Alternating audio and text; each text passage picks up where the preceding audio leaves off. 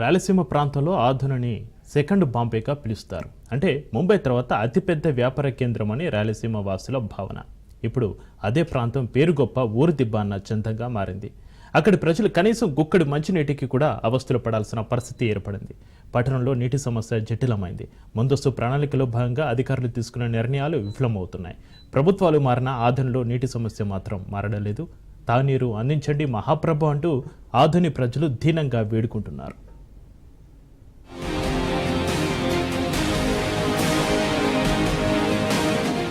ఆధుని 160 ఏళ్లకు క్రితమే మున్సిపాలిటీగా మారింది.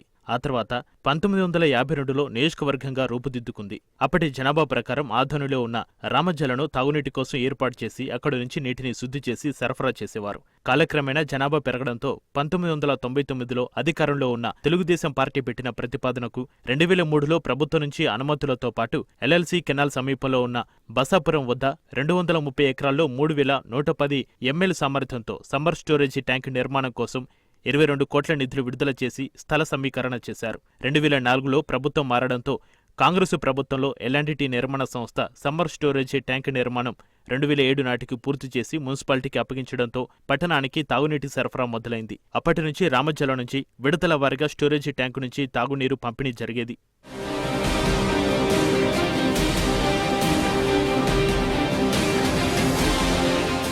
2019లో వైసీపీ అధికారంలోకి వచ్చిన తర్వాత 2020లో తొలిసారి స్టోరేజీ ట్యాంక్ సిమెంటు పలకల మధ్య బీటలు రావడంతో 60 లక్షల నిధులతో మరమ్మతు పనులు చేపట్టారు. ఆ తర్వాత 2020లో తూర్పు వైపు భాగంలో సుమారు 100 మీటర్లకు పైగా లోపలి భాగం సిమెంటు పలకలు కుంగిపోవడంతో యుద్ధ ప్రాతిపదికన మరమ్మతుల కోసం 1,80,000తో తాత్కాలిక మరమ్మతులు చేపట్టారు.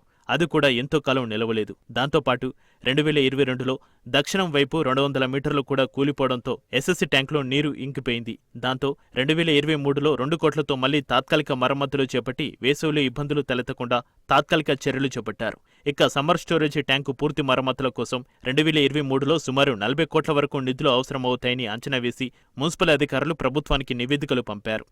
4 రోజులు 5 రోజులు నీళ్ళు ఇస్తే పురుగులు పట్టి నీళ్ళు మేము ఎట్లా తాగాలి సార్? పురుగులు పడుతున్నాయి. అవి మేము తాగాలన్నా కానీ వేడి చేసుకుని తాగాల. మేము చూస్తే ఇప్పుడు 12 వేసే పనికి పోయి వచ్చిన తర్వాత మాకు నీళ్ళు కడుక్కునేకి లేకపోయినా తాగేకనే ఉండాలి కదా. కనీసం అన్నం వండుకొని తినేకనే ఉండాలి కదా తాగేకి. మరీ అంత లేకున్నా ఎట్లా సార్? మాకు రోజు ఇడిసేటట్లుగా మీరు చేస్తే ఇంకా మాకు చాలా సంతోషంగా ఉంటుంది సార్.